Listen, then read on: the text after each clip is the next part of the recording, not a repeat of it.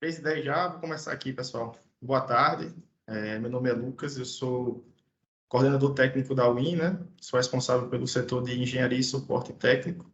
E durante o nosso suporte aqui, a gente recebeu diversas dúvidas e perguntas dos integradores a respeito de instalações, né, com módulo e inversores. E aí, para poder ajudar o pessoal e resolver isso, a gente resolveu fazer uma live, né? Uma webinar aqui com 2 convidados. Vou compartilhar aqui minha tela. Começar.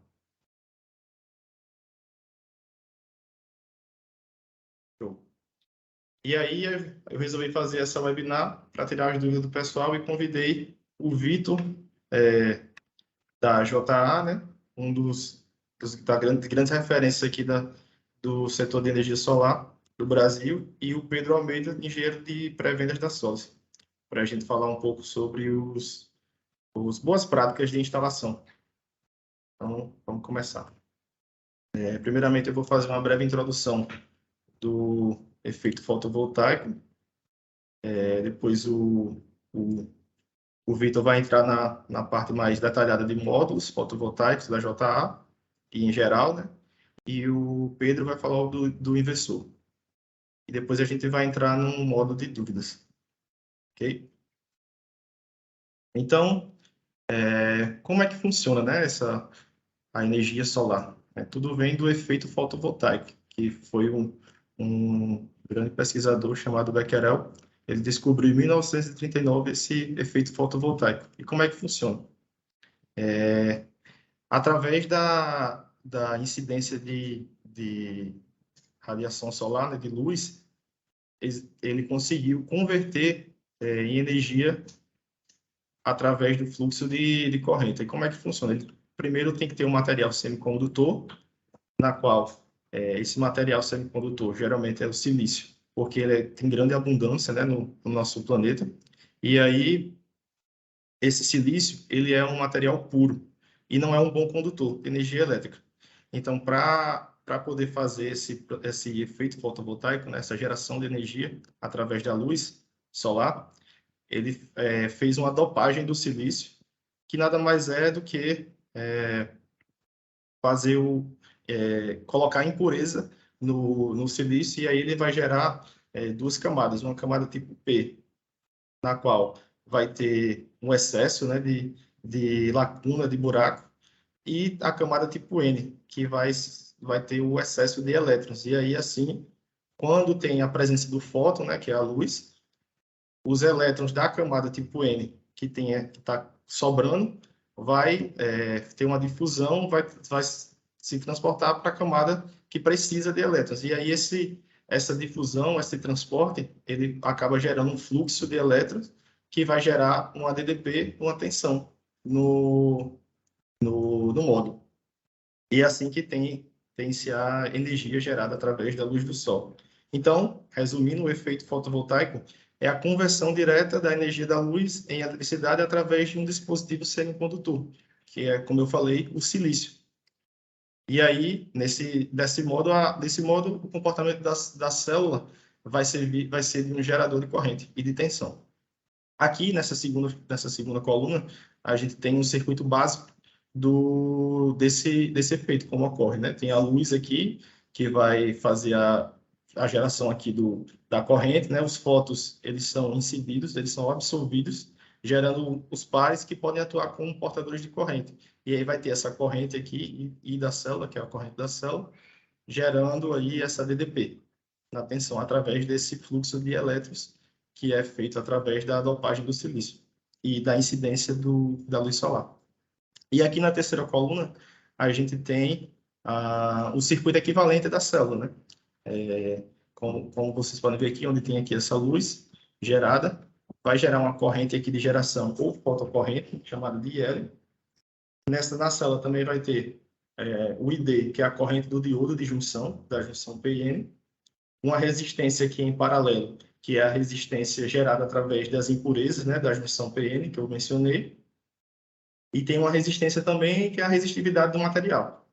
E aí, assim, é formado a célula fotovoltaica. que gera essa corrente e a tensão aqui para poder gerar energia elétrica. E aí aqui a gente pode ver uma foto, né, de uma célula fotovoltaica, como funciona. Deixa eu colocar aqui uma canetinha para mostrar para vocês melhor. Então, a célula fotovoltaica, ela é formada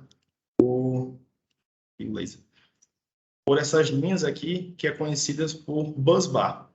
O que é esse busbar, né? É o que vai fazer a conexão entre as células, né, para formar um módulo fotovoltaico, como a gente pode ver aqui, ó. Tá vendo? Esses busbars nada mais é do que esse metal que vai conectar uma célula na outra e também é responsável por transportar essa corrente, esse fluxo de elétrons que é gerado lá pela luz. E aí, quanto mais busbars, mais linhas dessa tiver numa célula, melhor a qualidade da célula fotovoltaica.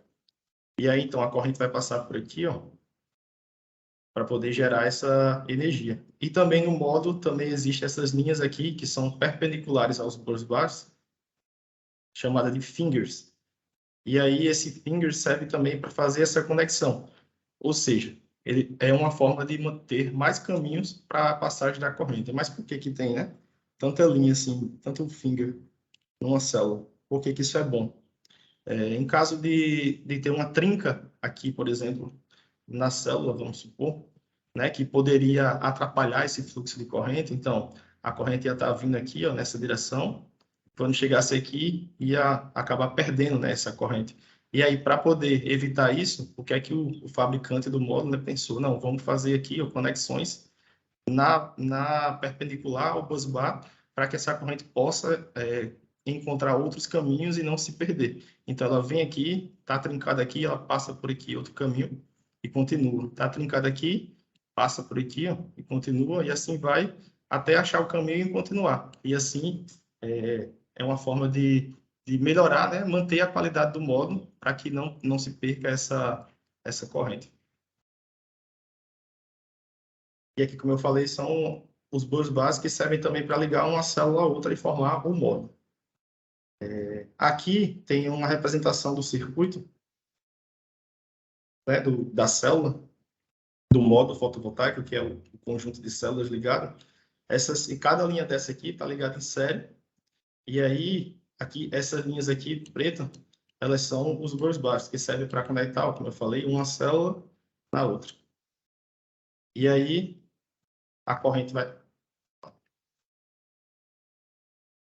ela vai sair daqui, passar por aqui, e é ligada através de um barramento com a outra linha daqui, em paralelo. Então, essas linhas aqui, essa linha de células aqui, são ligadas em série umas com as outras, e aí o barramento serve para ligar essa linha de séries com a outra linha de série, e assim formar as quantidades de corrente e tensão necessárias.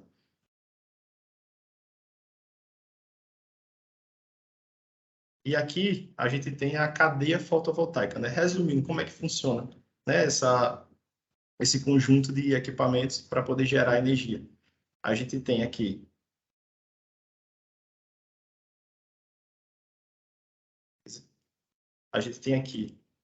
as células fotovoltaicas que eu falei. O conjunto de células vai formar o módulo fotovoltaico, certo? E esse módulo, geralmente, ele é composto por 60, 66, 72 ou 78 células ligadas em série em paralelo para formar os níveis de corrente necessários, né, e converter a luz em energia solar, energia elétrica fotovoltaica. Essa energia ela é gerada em corrente contínua, e para poder usar essa energia nos nossos equipamentos, né, que a gente sabe que os equipamentos que a gente usa, eles precisam de uma energia de corrente alternada, aí se tem um inversor solar no sistema. Esse inversor é um equipamento que é desenvolvido para converter essa energia gerada pelos módulos. E assim vai converter corrente contínua em corrente alternada.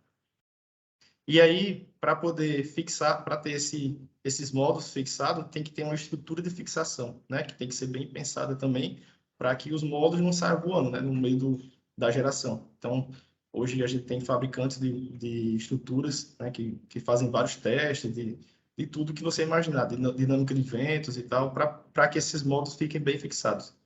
E o conjunto de cada item desse é o que forma a usina, né? A usina solar, a que vai gerar energia. E ela pode ser tanto um telhado quanto um solo, né? Que são as usinas de solo.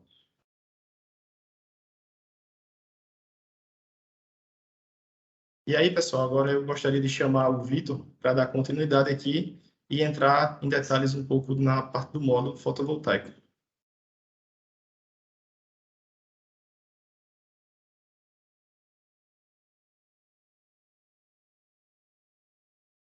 Opa, beleza? Vocês estão vendo minha tela já, Lucas?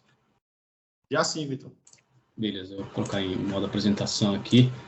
Boa tarde, pessoal. Eu sou o Vitor da JA. Vou falar agora especificamente sobre módulos, né? O Lucas deu uma aula aí sobre célula. Muito bom, Lucas, parabéns. E agora vamos conversar sobre módulos, né? Primeiramente, entender a composição, né?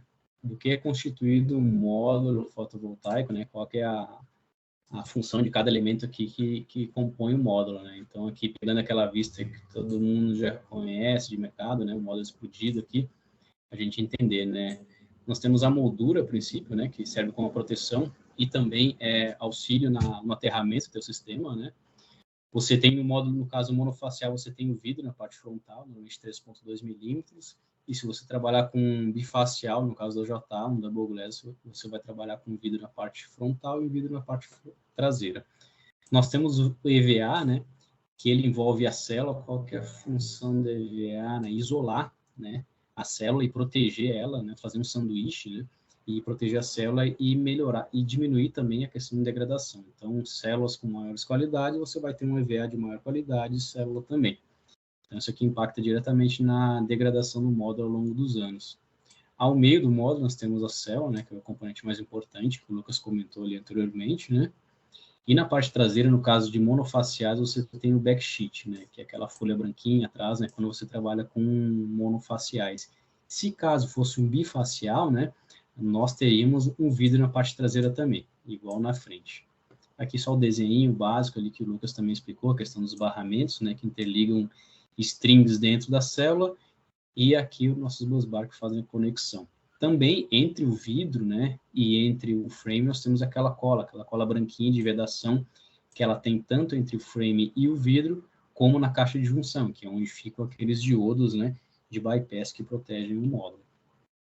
Aqui o nosso módulo, né, o Deep Blue 3.0, que é esse módulo que a gente oferece hoje na WIN, né.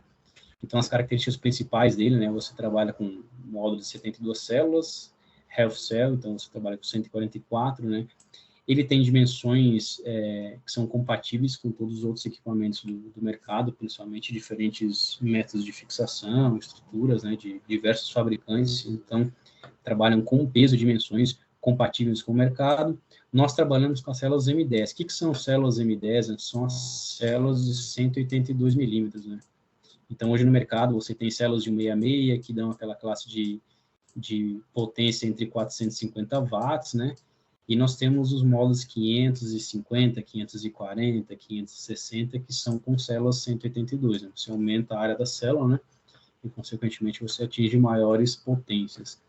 Todas as nossas células são múltiplos busbar, né? Que foi o que o Lucas também comentou anteriormente, né? Então, trabalhamos com 11 múltiplos busbar, nem com 9 nem com 12. Por quê? Porque 11 seria um número ótimo para você ter um fluxo de corrente interessante, né? E o módulo poder trabalhar com uma performance boa. Todos os nossos módulos, né, seja de potência menor ou maior, tem a tecnologia Half Cell, também conhecida muito no mercado, e temos alta confiabilidade. Por quê? Nós temos diversas certificações e prêmios em relação à geração de energia. Nós temos muito foco em entregar energia para o nosso cliente, que é a grande função desde o efeito fotovoltaico até a geração de energia, incluindo módulos inversores, porque é isso que realmente, no final das contas, interessa. Né?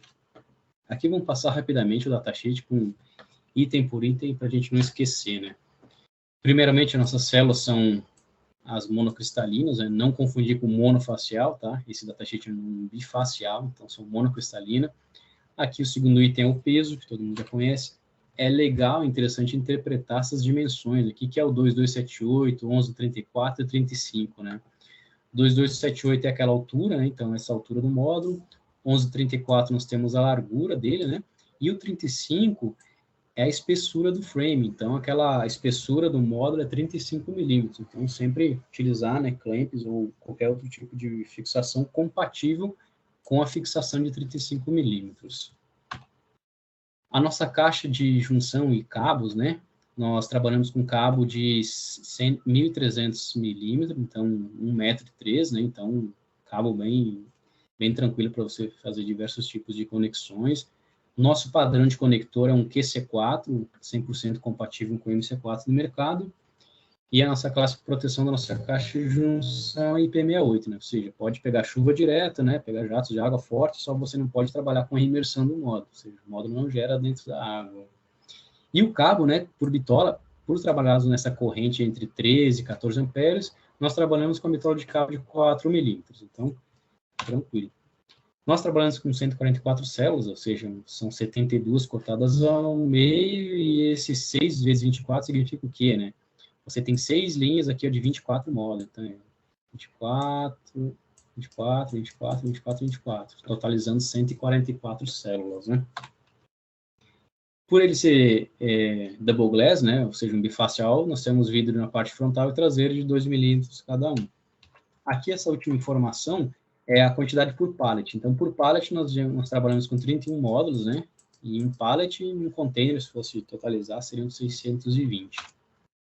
Hoje, na UIM, nós estamos com um bifacial 540, então aqui todas as características elétricas dele, né? Seja de tensão, corrente, eficiência, né? Que ele trabalharia. Aqui nós temos um gráfico interessante você interpretar, né? Nós aqui, por esse gráfico, a gente consegue ver o quê, né? No primeiro ano, a potência nominal dele vai para 98. O que isso quer dizer? Então, nós temos um lead de 2%, né? Então, esse gráfico mostra isso. E também mostra o quê, né?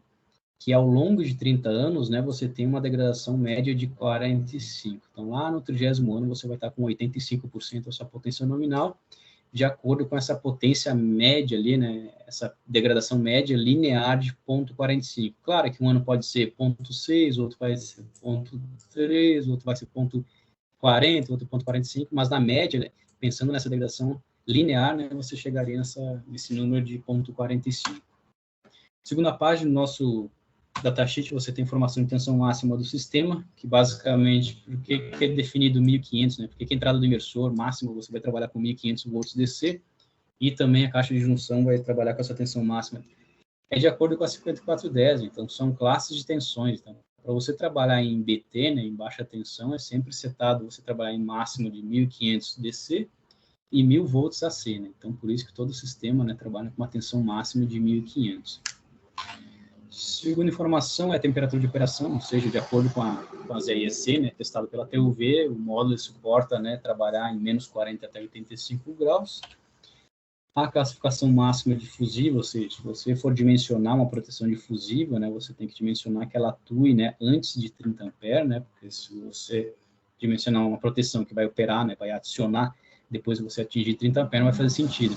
Então, essa informação é muito importante quando você trabalha, principalmente com várias strings em paralelo, onde se faz necessário você ter essa proteção na parte das strings, tá?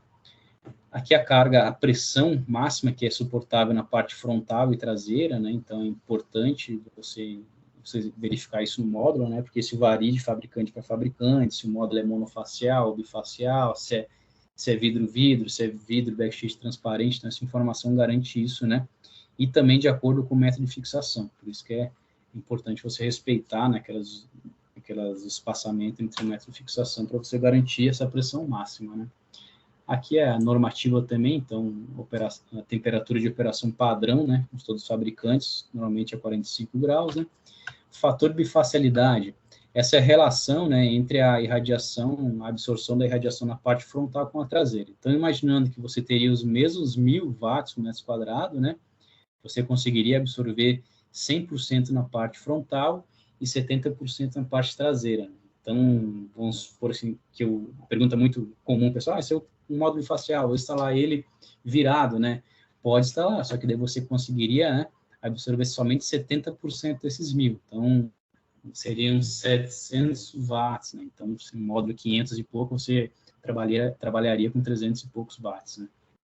O último item é a classificação contra fogo, então isso aqui é de acordo muito com o tipo construtivo, né? Quando você trabalha com bifacial, vai ser uma classe de proteção, e quando você trabalha com monofacial, por ser backsheet na parte traseira, você vai ter outra classificação, né? Aqui as curvas características, bastante conhecida também por todo mundo. Aqui é a relação da corrente à tensão em relação à irradiação. Então, aqui a gente consegue ver que quanto maior a irradiação ou quanto menor a irradiação, eu vou ter variação somente da minha corrente, né? Principalmente da corrente, pouca variação de tensão. Porque, como o Lucas comentou no início, né, a célula é um gerador de corrente, não de tensão. Então, quando variar a minha radiação, tiver mais sol ou menos sol, o que vai variar bastante é a minha corrente, a minha tensão nem tanto.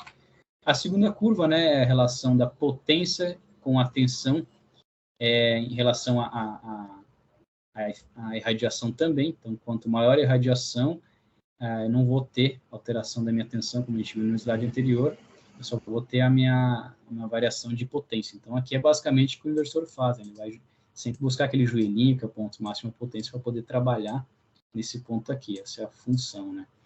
E o último gráfico, né, é a relação da corrente e tensão de acordo com a temperatura, né? Então, aqui a gente consegue ver que o que varia de acordo com a temperatura e a tensão, né, a corrente não muda basicamente nada, né? Isso porque, né, nós temos aqueles coeficientes, então é sempre importante quando você está analisando, né, a utilização de um módulo, sempre prestar muita atenção aos coeficientes de temperatura, porque isso aí vão desenhar as tuas curvas, né? As curvas são de acordo com os coeficientes de temperatura.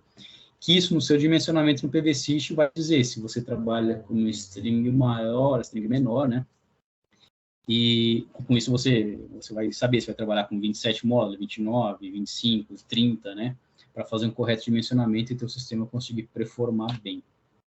E as vantagens do módulo JA, né?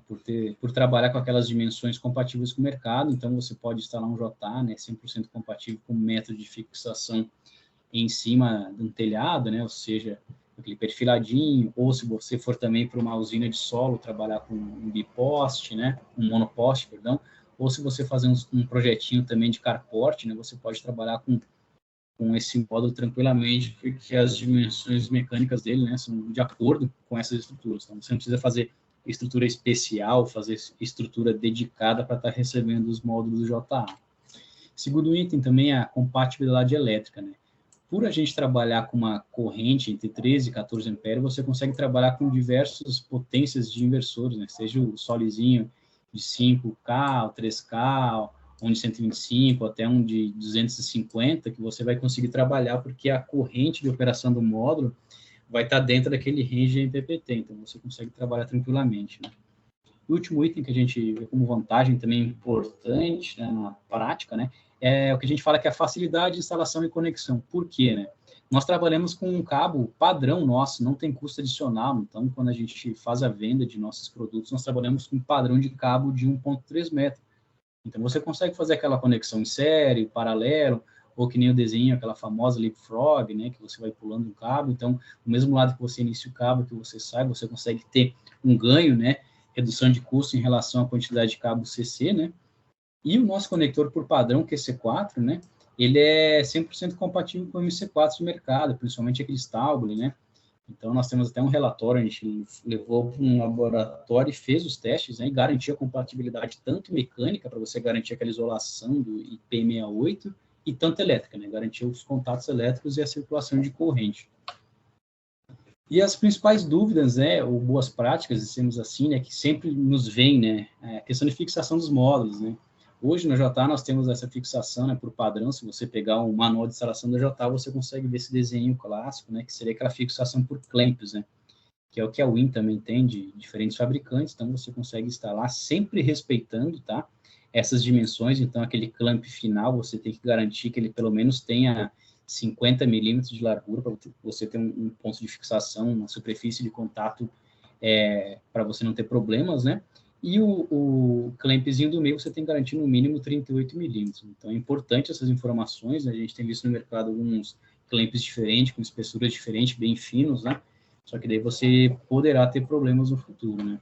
Outra fixação que aparece no nosso manual de instalação é a questão da fixação por baixo, né? Isso aqui ocorre muito quando você utiliza usinas de solo ou usinas que utilizam tracker, né? Onde você faz aquela fixação naquela correia ômega, né? Então, você fixa por baixo, né, no frame aqui, ó, e tem a fixação do módulo na estrutura, né? E outro ponto que é importante, sempre nos perguntar, qual que é o espaçamento correto para você fixar no trilho ali do meu telhado, da minha residência, meu comércio, indústria, que seja, né? Sempre nos chega essa dúvida. Então, aqui no nosso manual, nós temos essa equaçãozinha aqui, né? Essa fórmula que a gente vai explicar aqui. Então, o que é? O S seria, você tem que calcular essa distância S, né? E o L seria aquele tamanho máximo do módulo, né? Então, pegando aqui um exemplo da Win, né? Hoje a gente tem um módulo de 540 com essas dimensões que a gente viu no datasheet, né? Então, como é que eu calcularia a dimensão correta? Eu pegaria 1/4 de 2278, que é a altura dele total, com uma tolerância de mais ou menos 50. Então, você chegaria a 569, mais ou menos 50 milímetros. Então, esse espaçamento S seria, você poderia trabalhar com 569, o padrão, ou 519, 520, né? Ou 630. Você poderia trabalhar dentro dessa dimensão aqui, para ter esse espaçamento correto, você garantir, né, o correto funcionamento e a fixação do módulo. Outra dúvida, né? Espaçamento, né? Qual que é o espaçamento de módulo que eu tenho que respeitar, né? Entre módulos, você precisa respeitar 10 milímetros, né? E importante, né? Tanto nas laterais, como de cima para baixo. Então, se você tiver uma estrutura de solo ou de telhadinho, né? Você precisa manter esses espaçamentos entre módulos, que é muito importante, tanto nas duas laterais e tanto na linha de cima e na linha de baixo, para você garantir a correta fixação. E qual que é a distância entre a superfície e o módulo, né? Nós recomendamos, né, que você trabalhe com 10 centímetros de distância. Por quê, né? Uma, para você ter fácil fixação dele, a substituição, fazer algum tipo de OM futuramente, ou passagem de cabo, conexão de um cabo para o outro, né? E também para o respiro do módulo, né? Porque o módulo a gente sabe que é célula e, consequentemente, o módulo é sensível à temperatura. Então, se eu não tiver muita circulação de corrente, meu módulo tende a trabalhar uma temperatura mais alta, e com isso a potência, né, a performance dele diminui, conforme a gente viu nos coeficientes de temperatura. E a questão das dúvidas e boas práticas, né? O que é importante é você prestar atenção, né? O módulo, ou seja, ele tem tensão, ele tem aquela tensão de circuito aberto, independente da irradiação. Se eu tenho muita radiação, eu tenho pouca radiação, a minha tensão VOC, né, que é a tensão de circuito aberto, vai ser alta, vai ser em torno de 40 volts. O que varia basicamente no dimensionamento? A temperatura, que a gente viu naquele gráfico lá atrás. Aqui a gente mostra, ambiente mais quente, a tensão VOC cai. Ambiente mais frio, a tensão VOC aumenta, né? Então, como é que você faria um dimensionamento correto? Como você vai saber quantos módulos eu consigo conectar na minha string, né? Então, você precisa utilizar essa fórmula aqui, né? Onde o VOC é a minha tensão de circuito aberto, né? Conforme é o datasheet, né? E a minha temperatura mínima é a temperatura mínima histórica daquele local. Então, algum dia chegou a 5 graus a temperatura mínima. Você tem que considerar essa temperatura mínima, porque vai que algum dia, algum momento do ano, né, chegue novamente esses 5 graus. Você tem que estar prevendo, né, o que pode acontecer no teu sistema, né. E o Bzinho, por último, é aquele coeficiente que a gente viu lá atrás, né? Então, a coeficiente de variação da tensão de acordo com a temperatura. Pegando o mesmo exemplo, né, o meu módulo de 540 watts, o meu coeficiente de acordo com o meu datasheet vai ser esse, o meu VOC também vai ser esse. A minha entrada de imersor, a minha tensão do sistema, eu vou considerar que fosse 1.500, e a minha temperatura mínima histórica, né, daquele local, vou considerar 5 graus que chegou uma vez lá, beleza. Então, substituindo os dados, né, então a minha tensão de 49,6, ela aumentaria para 52,19. O que isso quer dizer, né? Qual vai ser o tamanho da minha string? Eu pego a minha tensão do meu sistema todo, 1.500, né, que seria a tensão máxima de entrada do meu inversor, e divido pela tensão unitária, né, de VOC do meu módulo. Daria 28,74, a gente arredonda sempre para baixo, né? Então, eu trabalharia, né, uma temperatura mínima de 5 graus, né? Eu vou trabalhar com uma string de 28 módulos. Dessa forma, eu consigo garantir que não vou ter problema nem queimar a minha entrada do meu inversor. Outra dúvida, né, conexões do módulo, né? Só relembrando, a conexão em série, em paralela. Em série eu tenho aumento da minha tensão, em paralelo eu tenho aumento da minha corrente, né? Só relembrando conceitos. Uma conexão em série aqui que é conectado um módulo ladinho do outro. O que é uma conexão leapfrog? Você pulando um módulo, depois retornando por ele mesmo. Com isso você tem um ganho, né, de custo de cabo, você utiliza menos cabo CC. E claro, né, quando você for fazer conexões, né, sempre utilizar conectores de qualidade, conectores que tenham, seja um IC4, que tenha proteção UV, que tenha uma certificação contra umidade, intempéries, o travamento seja automático, que é o que o IC4 é, né, e tem grau de proteção no mínimo IP67. E claro, tem toda a normativa e seja um conector homologado no mercado para você estar conectando. E claro, utilizar as ferramentas corretas para você fazer um correto crimpamento e conexões do teu módulo com os conectores. Aterramento, né? Então, é muito importante você estar fazendo, né, o aterramento dos módulos e colocando todo mundo no mesmo potencial, ou seja, fazendo equipotencialização do teu sistema.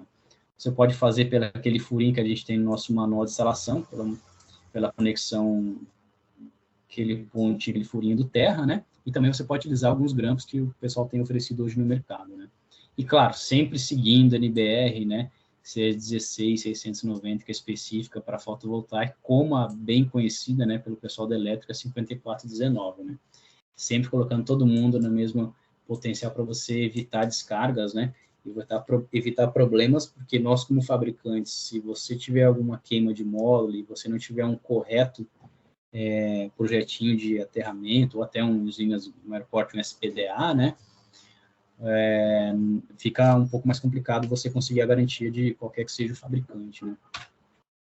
Bifacialidade também é uma dúvida muito recorrente, né, então, o que é bifacialidade, né, o possível ganho na parte traseira, ou seja, o módulo de faciais gera energia pela irradiação recebida na parte traseira, que provém principalmente da irradiação refletida pelo solo. Então, você tem aquela irradiação difusa, né, que vem pelo sol, pega nas nuvens e vai para o módulo, irradiação difusa através da superfície, né, tem a luz refletida diretamente pelo solo, que isso aí depende do quê? Do teu albedo, né.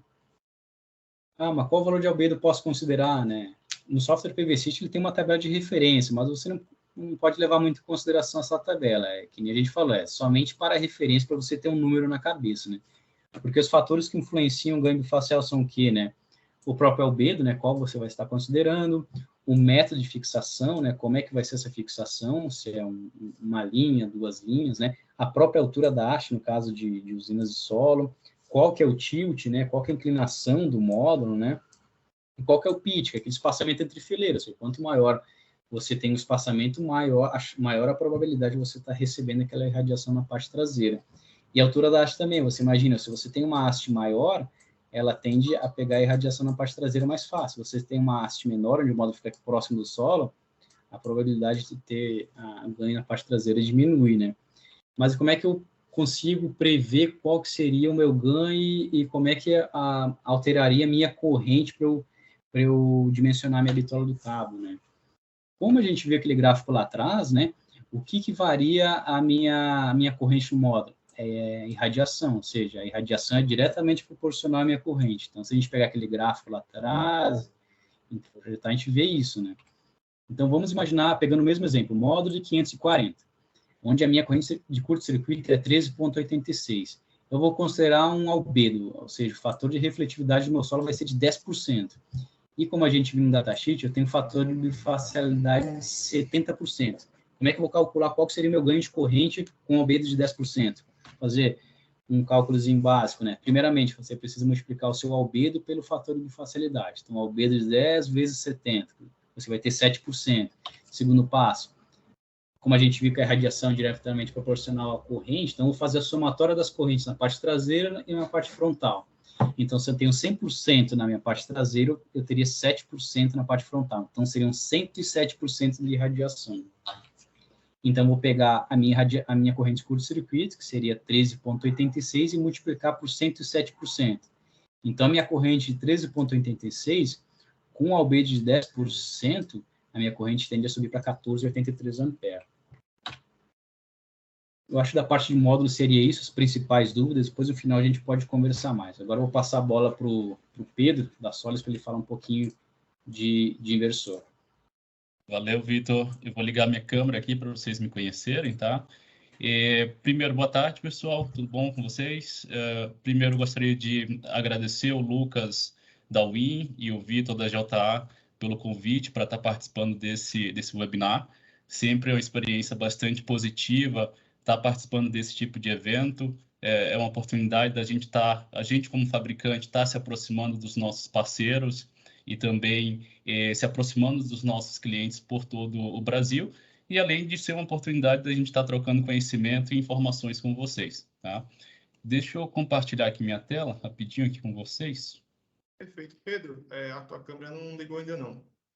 Ah, não ligou não? Ah, ligou sim, a gente está vendo ele, pelo menos eu estou vendo. Ah, então só eu que não estou vendo. Tá. Eu vou desligar agora para não ficar muito lenta a conexão, tá? Beleza, valeu. Pode começar. Bem, vamos lá, pessoal. Então, hoje eu tenho uma breve apresentação, né?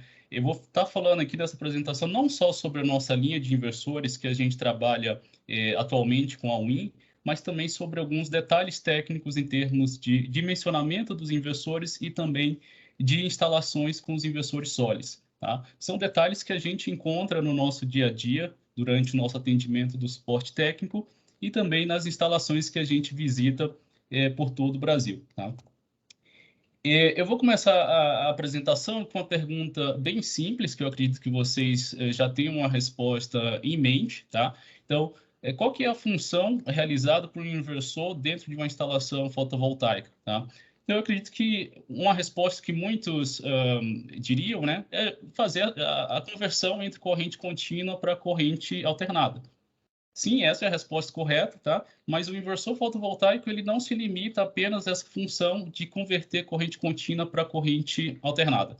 O inversor fotovoltaico ele é um equipamento extremamente complexo, montado através da conexão de centenas ou até milhares de centenas de componentes eletrônicos, e esses componentes eletrônicos, em conjunto com o software embutido no inversor, são responsáveis por um conjunto de funções dentro do arranjo fotovoltaico, não só a parte de conversão entre corrente contínua para corrente alternada. Então, aqui eu coloquei algumas dessas funções, tá? Então, primeiro, uma primeira função é justamente maximizar a geração das strings fotovoltaicas. Então, a gente acabou de ver com o Vitor que os módulos fotovoltaicos e por consequência, as strings e o arranjo fotovoltaico, eles possuem um ponto máximo de operação, que é onde eles vão ter uma máxima potência de operação. E essa máxima potência de operação depende de diversos fatores, principalmente questão de temperatura e questão de irradiância.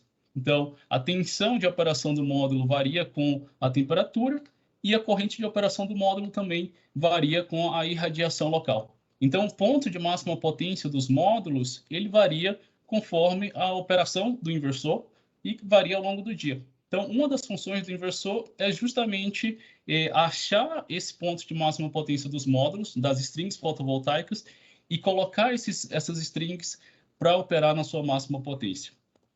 Segunda função dos inversores fotovoltaicos é justamente a parte de conversão entre corrente contínua e corrente alternada.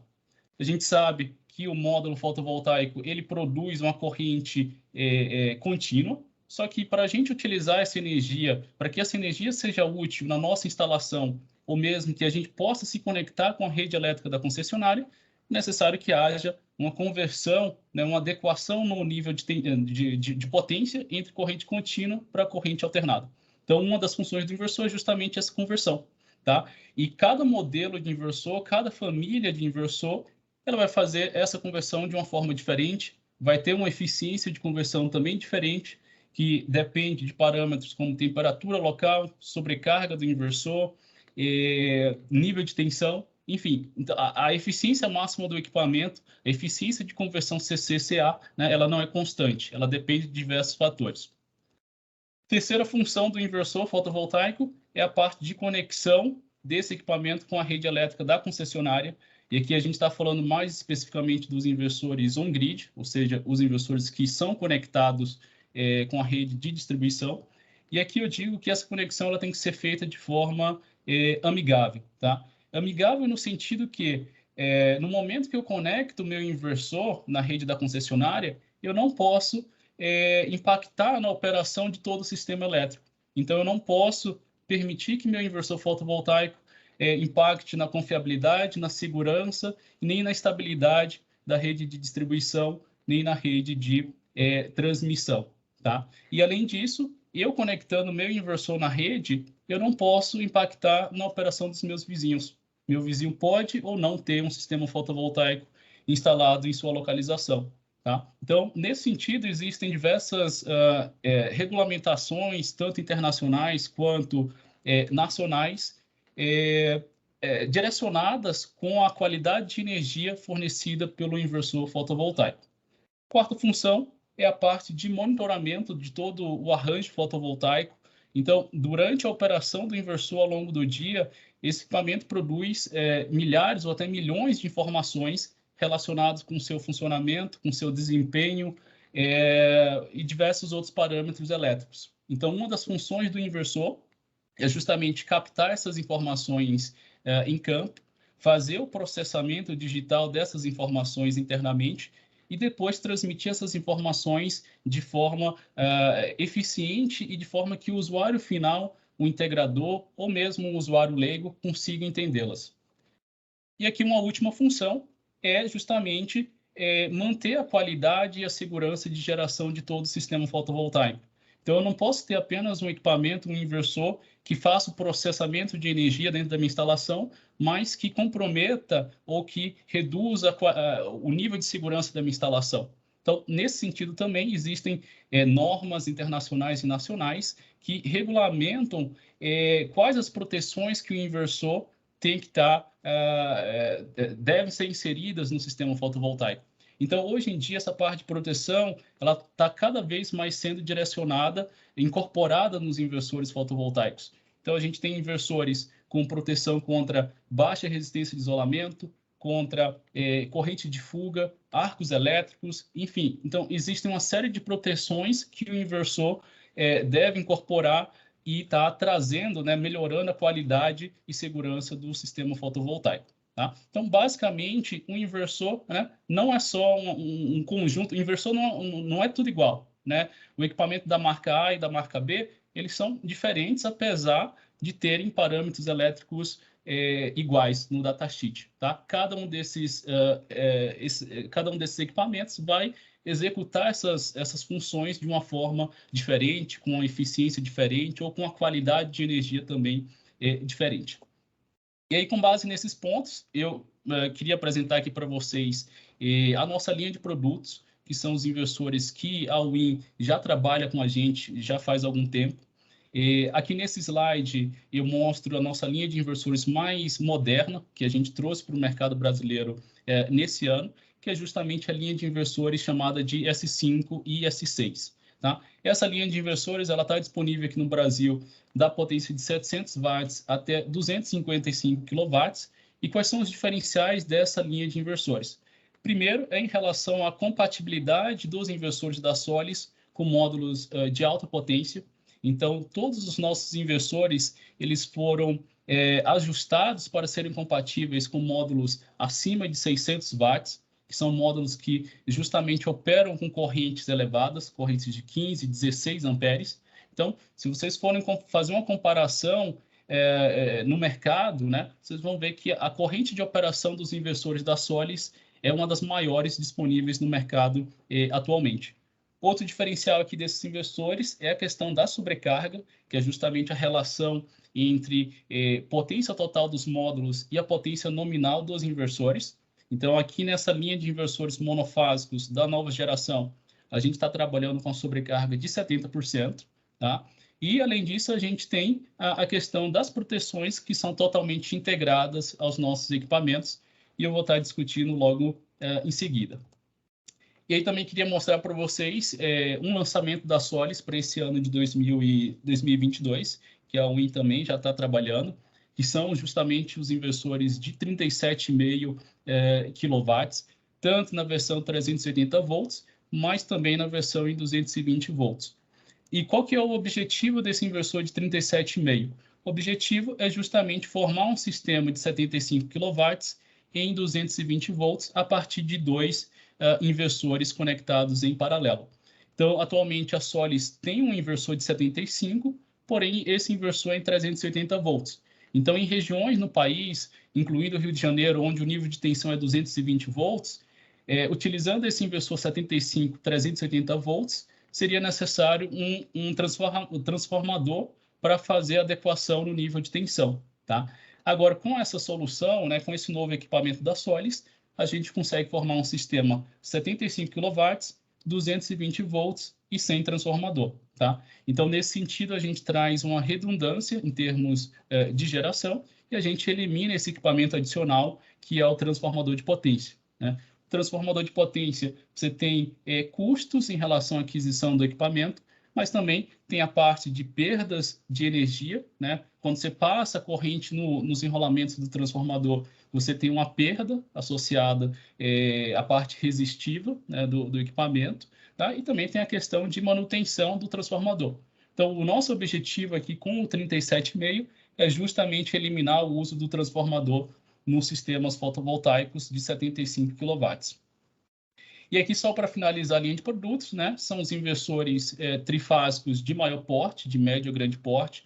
Então, aqui a gente está mostrando inversores bastante conceituados, bastante conhecidos aqui no mercado brasileiro. Por exemplo, a linha de inversores de 50 e 60 kW em 220 ou 380 volts. Também tem o inversor 75 kW, que é um dos mais conhecidos aqui no Brasil, né? Um dos diferenciais desse inversor é a sobrecarga elevada. Então, o inversor 75K da Solis suporta 70% de sobrecarga ou 126 kW-pico de módulos, tá? E também aqui, por fim, né, tem os inversores de maior porte para usinas em solo, né, em duas opções, tanto inversor de 125 kW quanto a opção de 250 kW, tá? Essas duas últimas opções, elas trabalham com 1.500 volts no lado de corrente contínua. E aí, falando sobre as proteções integradas aos nossos inversores, né, como eu tinha comentado, cada vez mais a parte de proteção, né, vem sendo integrada nos inversores fotovoltaicos, tá? Então, essa lista aqui de proteções eu tirei de um dos nossos datasheet, né? Existem outras proteções também, mas essas aqui são as principais. E o que a gente vai encontrar em termos de proteção, né? Vai ter o DPS, né, que é a proteção contra sobretensão, tanto no lado de corrente contínua quanto no lado de corrente alternada. Então, a gente utiliza DPS tipo 2 para os inversores trifásicos. Também tem a questão da proteção de temperatura, tá? Então, a proteção de temperatura é justamente um sistema de gerenciamento interno ao inversor que permite com que ele opere mesmo, que permite com que ele não seja danificado por um excesso de temperatura, tá? Então, o que esse sistema de gerenciamento faz? Se a temperatura subir muito, acima de um determinado limite técnico, a potência do equipamento ela acaba sendo reduzida, tá? Isso é para proteção do inversor fotovoltaico. Se ela ultrapassar um valor ainda maior, se ela chegar a 60 graus Celsius de temperatura ambiente, então o equipamento ele vai se desligar automaticamente para evitar um desgaste prematuro dos componentes eletrônicos ou mesmo uma falha total do inversor. Assim que a temperatura voltar ao patamar nominal de operação, o inversor ele volta a operar normalmente, tá? E aqui também a gente tem a função chamada de AFCI, né? Que é uma função relacionada com arcos elétricos, tá? Então, atualmente, esse tema de arcos elétricos, ele vem se tornando bastante popular no mercado, né? E o arco elétrico é um fenômeno que pode ocorrer em sistemas, mesmo sendo de baixa tensão, tá? Em níveis de tensão de 600, 1.000, 1.100 ou 1.500 volts, você pode ter um arco elétrico, tá? O arco elétrico ele é um fenômeno que ocorre em altas temperaturas, tá? E que vai ocorrer basicamente quando você tem uma interrupção da passagem de corrente por um conector, tá? Então, digamos que seu sistema está funcionando e por algum motivo alguém puxe um cabo do inversor, né? Ou haja uma descontinuidade em algum outro ponto da instalação fotovoltaica. Essa descontinuidade da corrente elétrica, ela vai gerar um arco elétrico, tá? Então, a corrente, em vez dela passar pelo cabeamento, né, pelo cabo de cobre, ela passa pelo ar, tá? E aí, nesse caso, como é um fenômeno em altas temperaturas, que podem chegar até 2.000, 3.000 graus Celsius, você acaba trazendo um risco de incêndio para a instalação fotovoltaica. tá? Então, o objetivo dessa função chamada de AFCI é justamente detectar e interromper arcos elétricos na instalação fotovoltaica. Então, toda vez que o inversor detectar um arco elétrico, ele vai parar a sua geração até que esse problema tenha sido solucionado em campo, tá? E aí a gente vem com uma questão que que sempre aparece nos eventos que a gente faz e quando a gente está conversando com os nossos clientes, que é a questão da string box, tá? Então, já que o inversor tem essas proteções, né, eu preciso utilizar a string box externa, tá?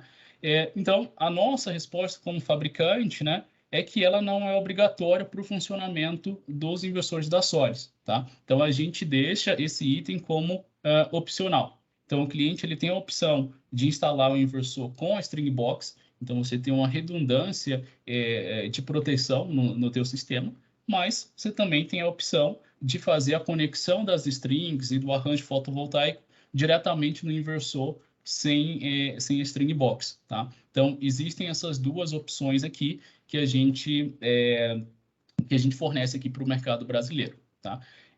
Usar ou não a string box não vai impactar na garantia, tá? O que vai impactar na garantia é a questão de dimensionamento e também de instalação. Então, o que a gente verifica no chamado da garantia é justamente se foi feito o dimensionamento correto e se a instalação também foi feita de forma correta, tá?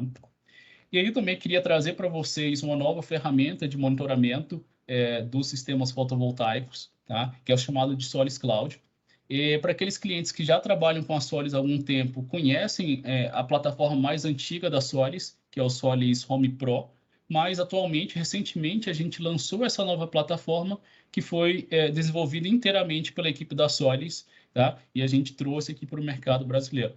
Então, essa ferramenta ela veio como um meio de agilizar o comissionamento da usina e também de melhorar o desempenho dessa usina e também a experiência digital do usuário, tá? Então, ela traz uma série de funções, uma série de funcionalidades novas quando comparadas com a plataforma antiga, tá? Por exemplo, essa plataforma ela já está em português, né? Português aqui do Brasil, tanto para o cliente final quanto para o integrador. A gente consegue fazer a consulta da garantia do inversor através da plataforma. Tem a questão de operação e manutenção também, através de alarmes. A gente consegue configurar um e-mail para receber esses alarmes, tá? Então, uma série de funções a gente consegue realizar através dessa plataforma. E, além do mais, a gente tem aqui uma interface, um layout da plataforma muito mais amigável ao usuário final, tá? E, além disso, além dessa nova plataforma, a gente trouxe um novo Data Logger aqui para o mercado brasileiro, tá? Esse Data Logger ele também incorpora algumas funcionalidades novas, quando comparado com o componente anterior que a gente utilizava. Então, através desse novo Data Logger, a gente consegue monitorar até 10 inversores de forma simultânea. A gente também tem memória de massa, ou seja, o Datalog ele consegue registrar informações mesmo que a rede Wi-Fi do cliente apresente oscilações ou mesmo fique offline. E, além disso, ele traz aqui uma série de funções para otimizar o tempo e o custo com a operação e manutenção do arranjo fotovoltaico, tá? Então, por exemplo, a função de varredura de curva IV, né, que é uma função bastante interessante, principalmente para usinas de grande porte, de médio ou grande porte, ela pode ser realizada através desse novo Data Logger. Tá? E aí, aqui entrando na parte de parâmetros elétricos para dimensionamento dos nossos inversores, né? Aqui eu peguei um datasheet, né, entre os muitos que a gente tem no nosso catálogo, né, para dar um exemplo dos principais parâmetros que a gente precisa considerar na parte de dimensionamento dos nossos inversores, tá? O que a gente tem que ter cuidado no dimensionamento e também como comparar diferentes modelos de inversores e até mesmo diferentes fabricantes. Então, aqui nesse datasheet, eu peguei a família de inversores entre 25 e 37,5 kW, tá? E aqui eu dividi em duas partes. A primeira parte em corrente contínua e a segunda parte em corrente alternada, tá? E aí, qual que é a primeira informação que a gente tem que ter como base para o dimensionamento do nosso arranjo fotovoltaico? é justamente a potência máxima de entrada que o meu inversor fotovoltaico suporta, tá? Que está diretamente relacionado com a sobrecarga do meu equipamento. Então, aqui a gente vê que para cada modelo de inversor, né, o 25, 30, 36 ou 37,5, a gente vai ter uma potência máxima de entrada diferente, tá? Então, para esses três primeiros modelos aqui, né, o 25, 30 e 36, a gente tem uma sobrecarga de 50%, né? E para o último modelo, que é o 37,5, a gente tem uma sobrecarga de 70%. Então, se a gente multiplicar 37,5 por 1,7, que é o 70%, a gente vai chegar aqui nesse valor de 63,8 kW-pico. Tá? Então, essa é a capacidade máxima de módulos que a gente consegue instalando junto com esse inversor. Né? Em seguida, aqui a gente tem a tensão máxima de entrada, 1.100 volts. Então, vocês vão encontrar equipamentos trifásico, normalmente vai ser 1.000, 1.100 ou 1.500 volts. Tá? 1.500 volts é apenas para o inversor de 125 e de 250 kW. Então, como o Vitor também tinha mencionado, né, a gente tem que estar dimensionando a string fotovoltaica de tal forma que, mesmo na menor temperatura local, né, essa tensão máxima do inversor não seja ultrapassada. Então, se há 10 anos atrás a menor temperatura foi de 0 graus Celsius, a gente tem que considerar essa temperatura no dimensionamento da string, né? E essa tensão máxima não deve ser ultrapassada no dimensionamento. Outro parâmetro importante aqui é a parte de tensão de partida, tá? Então, a tensão de partida ela está relacionada diretamente quando que meu inversor vai começar a processar energia e quando é que ele vai se desligar, tá? Então, é interessante que esse valor de tensão de partida seja o menor possível, tá? Então, se eu tenho um valor menor, eu consigo gerar energia mais cedo, né? E também vou deixar de produzir energia mais tardar no dia, né? Mais ao anoitecer. Tá? Então, quando eu estiver comparando diferentes modelos de inversores ou mesmo diferentes fabricantes, é interessante estar observando a tensão de partida desses inversores.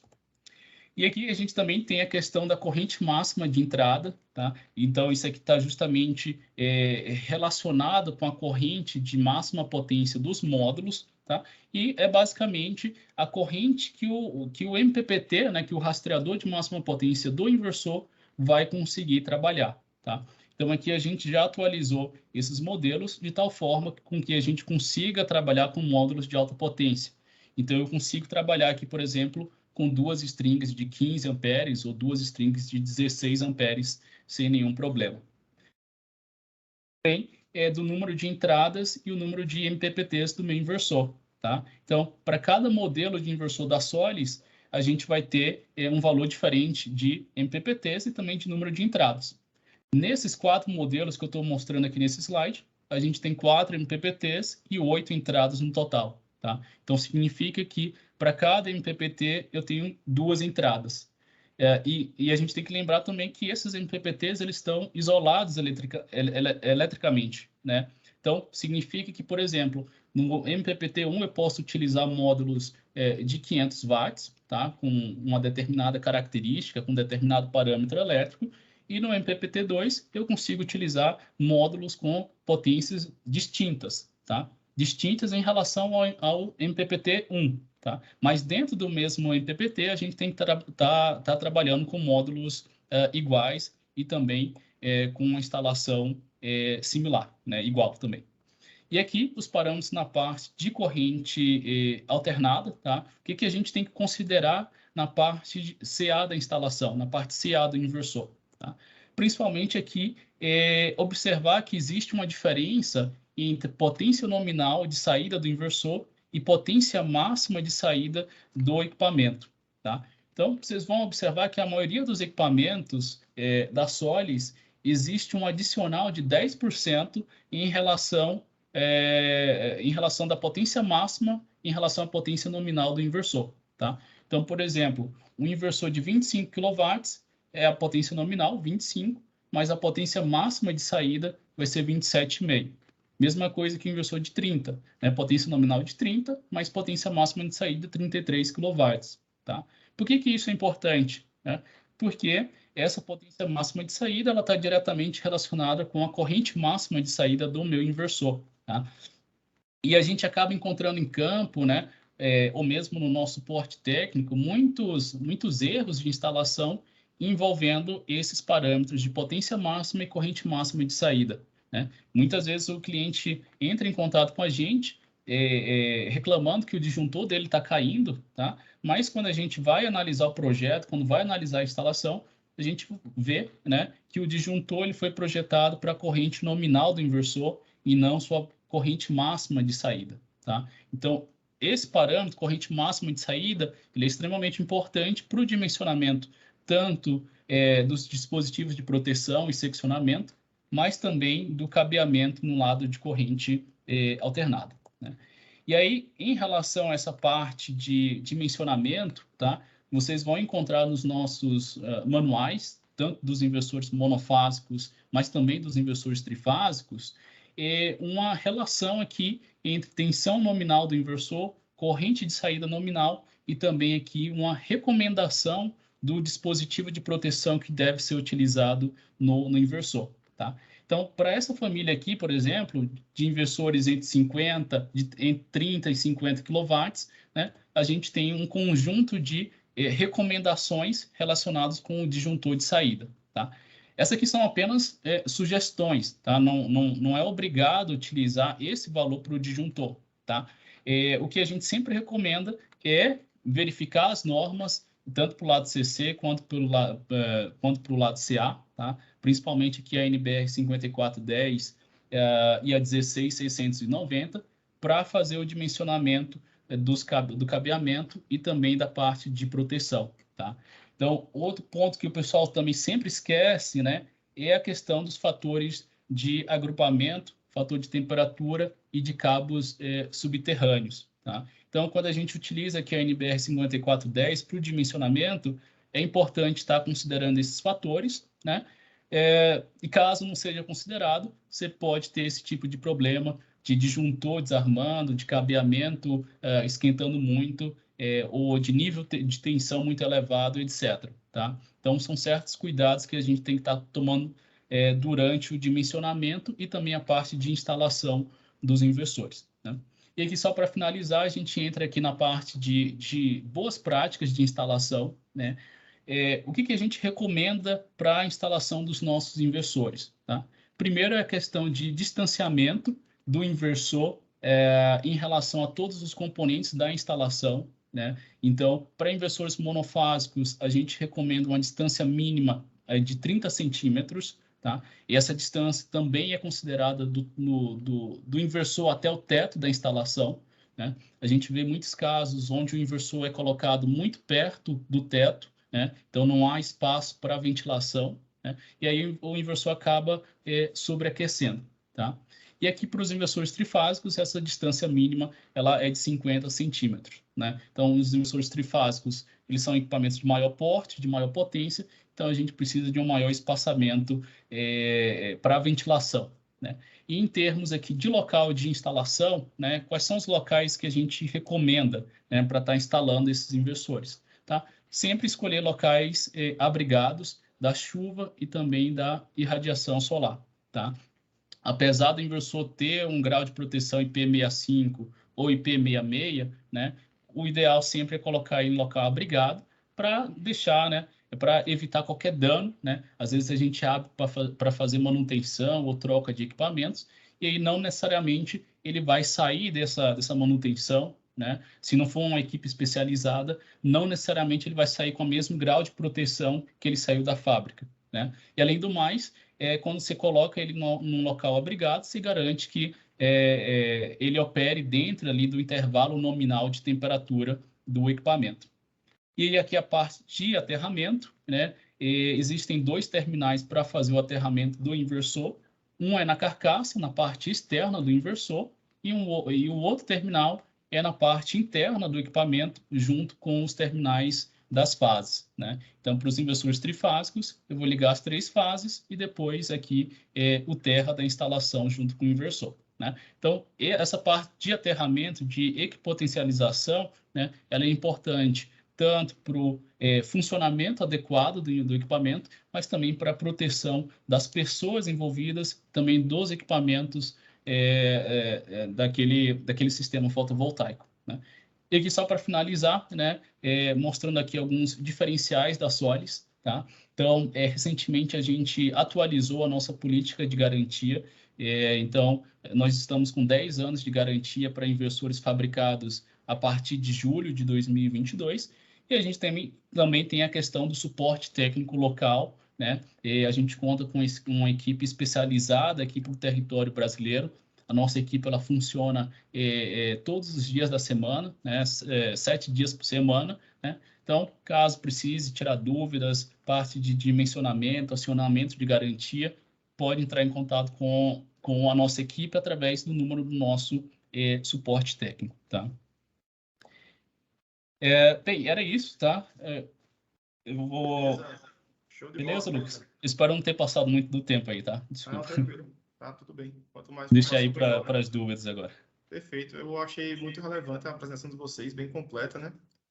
Acho que principalmente essa parte de boas práticas de instalação, acho que vai ajudar bastante os nossos integradores. Então, pessoal, quem tiver dúvida, eu vi aqui que o Gustavo levantou a mão. Deixa eu esperar aqui para ele.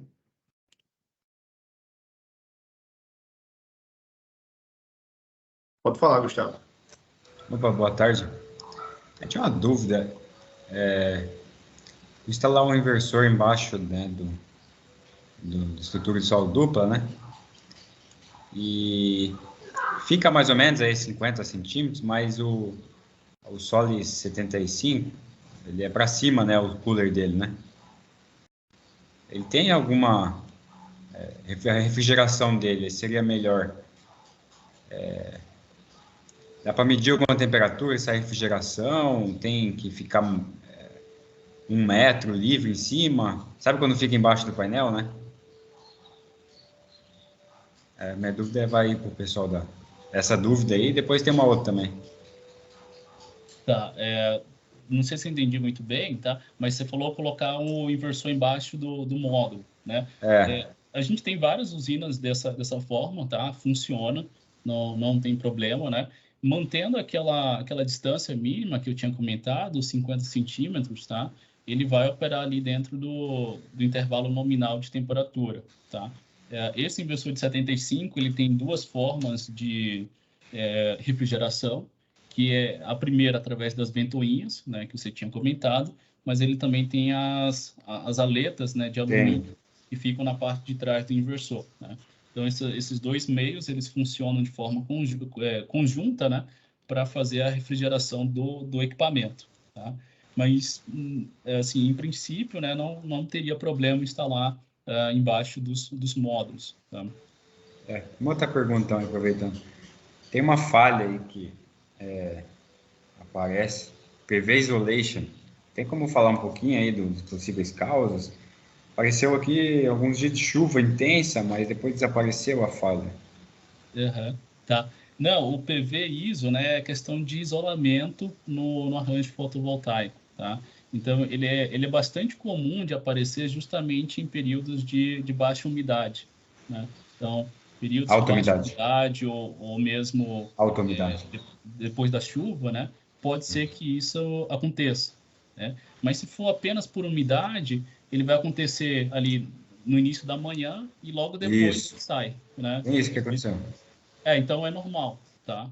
Agora, se for uma coisa contínua que fica por muitos dias ou por um longo período do dia, aí pode ser algo relacionado com a instalação fotovoltaica, tá? Entendi. Não necessariamente é um problema do inversor, mas o inversor está apenas te dizendo que naquela instalação existe um problema de baixa resistência de isolamento. E aí, quando você entra em contato com o nosso suporte técnico, eles vão te pedir uma série de testes, né, relacionados com essa resistência. Então, você vai ter que verificar a parte de string box, a parte de cabeamento, né, os módulos também, né? Às vezes a gente tem problema de resistência de isolação nos módulos. Então, o PV ISO, né, problemas de isolação, né, às vezes eles não são tão simples de serem resolvidos porque eles envolvem toda a instalação fotovoltaica, tá? Então, tem que fazer uma análise mais criteriosa dessa instalação. Mas se Tá. for algo que só acontece no período da manhã, então não é algo... acaba sendo normal, tá? E a última pergunta. Quando tem subtensão, né? Aí até o suporte falou que tá configurado aqui no Brasil um valor, quando é 220, 186 volts, né? Aham. A comparação, né? 380, 320, seria 186. E aí... Mas no gráfico, assim, não aparece abaixo de 215 quando eu puxo pelo histórico, né? É porque Como é que funciona esse histórico, para eu saber? Tem um histórico assim, esse Solid Cloud Monitoring, né? Uhum. Ele consegue ir lá para ver um valor mais detalhado, se baixa bem a tensão, um gráfico assim mais... Pode falar. Não, o Solis Cloud ele consegue te fornecer esse relatório, tá? Então, por exemplo, ele vai te fornecer o relatório durante um dia, ou durante uma semana, ou um mês de operação do inversor, tá? Mas a questão é que ele não está aparecendo para você porque normalmente subtensão é algo muito rápido, né? E o inversor ele faz essa transmissão desses dados a cada 5 minutos. Então, por exemplo, ele transmite os dados agora. Ele só vai transmitir o próximo dado para você daqui 5 minutos. Mas a subtensão pode ter acontecido durante esse intervalo, tá? Então, Tá por isso bom? que ele não está te mostrando ali no gráfico, tá? Mas ele detectou que houve aquela subtensão durante esse período. Tá bom. E eu vi aqui também no título aí que tinha algumas coisas de OIM, né? Vai ser falado alguma coisa ainda ou já acabou a apresentação? Alguma coisa aí sobre OIM, Na não? verdade, eu acredito que vai ficar para a próxima live, tá? A gente deu uma introdução Tá bem aqui, baixo seu áudio, Lucas. mas estava conseguindo me ouvir? Pode falar. Eu encerrei já o que eu falei, vou desabilitar o meu aqui. Para continuar na próxima live, a gente pode entrar mais em detalhe, né, da análise de OEM e também de falhas de alguns equipamentos, porque acabou que passou um pouquinho do tempo, mas na próxima live a gente vai estar postando aí no Instagram para continuar, né, o ponto 2. Mas obrigado aí pela participação, Gustavo. Quem tiver mais perguntas pode colocar aqui no chat, que aí a gente continua respondendo. Eu acho que um questionamento que eu recebo muito lá no suporte técnico é questão a respeito de módulo, Vitor, se você puder ajudar também aí o pessoal, que Claro. quando numa instalação mais antiga, assim, que o pessoal, por exemplo, usou um módulo antigo que não se fabrica mais hoje em dia, por exemplo, 300 watts, alguma coisa assim, parecido, e aí queima esse módulo e o pessoal quer trocar, né? Aquele módulo naquela string específica, e aí sempre gera essa dúvida, e aí eu posso trocar por um módulo mais de potência maior, que não tem mais, o fabricante não fabrica mais esse módulo, como é que eu faço? Posso colocar lá? Não posso? E a gente recomenda ter muito cuidado com isso, né? Porque a gente sabe que se ele colocar um módulo que tem uma diferença muito grande nos parâmetros lá de tensão e corrente, pode afetar lá, pode gerar uma corrente reversa e acabar afetando a string toda. Então, o que é que você recomenda fazer nesse caso? Certo. No caso de microinversores, é um pouco mais tranquilo, entre aspas, né? Primeiramente, você tem que ver se aquela entrada do inversor vai suportar, né? Principalmente aquela corrente e a tensão, né? E no caso de inversores strings, né? Aí você tem um outro problema, né? Porque como tem vários módulos conectados em séries, né? Você não pode ter essa diferença tão alta de potência, né? Nós indicamos que você tem que ter no máximo uma diferença de potência de 10%, tá? Então, sei lá, uma diferença de 5 watts, um pouco mais, assim, você não seria problema. Até 10 watts ali dá para considerar se o módulo for da mesma família, né? Mas o ideal é você ter a potência mais próxima possível, com uma pequena diferença de 10%, né? Trabalhar com módulos com a mesma quantidade de células, né? E se for uma célula inteira, ou se for um half cell, você tem que manter essa mesma tecnologia para a substituição, principalmente devido a coeficiente de temperatura, tá? Porque provavelmente um módulo com a célula inteira e um módulo com a célula cortada ao meio, ele vai trabalhar em temperaturas diferentes, então isso vai te dar bastante mismatch, né? A questão da tensão VOC tem que ser similar, mas a questão do VOC não é tão problema, né? Contanto que você respeite a tensão de entrada do teu inversor, mas o mais preocupante é a relação à corrente, né? Porque se você tiver a diferença de corrente muito grande, aí você gera o que você comentou ali, dessa corrente reversa, né, na tua string, aí vai te dar problema, né? Mas seriam esses pontos principais, né? Tentar manter o módulo da mesma tecnologia, né, de célula, tentar manter uma diferença no máximo de 10% da tua potência e trabalhar com correntes, principalmente muito próximas. Tensão, ok, né? Desde que respeite a entrada do inversor. Mas esses seriam os pontos principais para você ter uma substituição, né, tranquila e não ter problemas futuramente. Perfeito, é isso aí. Beleza, então, obrigado. Pessoal, alguém tem mais alguma pergunta? Se tiver alguma dúvida aí, pode falar, pode levantar a mãozinha. Senão, a gente vai encerrar por aqui. Acho que já foi. Então, eu queria agradecer aí a participação, né, dos convidados, de Vitor Soares e do Pedro. Acho que ficou bastante claro, né, toda essa parte de instalação, de boas práticas na instalação, principalmente, essas dúvidas que o pessoal tem muito, né, que a gente vê no suporte, vocês tiraram já, antes de eu perguntar, já tirou tudo aí. E é muito importante o pessoal ficar atento, né, nessas questões que tem no manual, mas às vezes a pessoa não se atenta, esse distanciamento entre módulos, né, por causa da dilatação térmica que o Vitor falou, distanciamento do inversor para ter a distância correta para a ventilação, tudo isso pode afetar o equipamento e às vezes afetar também um possível acionamento de garantia. Então é importante ter muito cuidado na instalação para que não venha a ocasionar esses problemas. Então agradeço aí pelo esclarecimento dos dois e é isso aí, pessoal. Também outro ponto, Lucas, é sempre trabalhar com produtos de qualidade, né?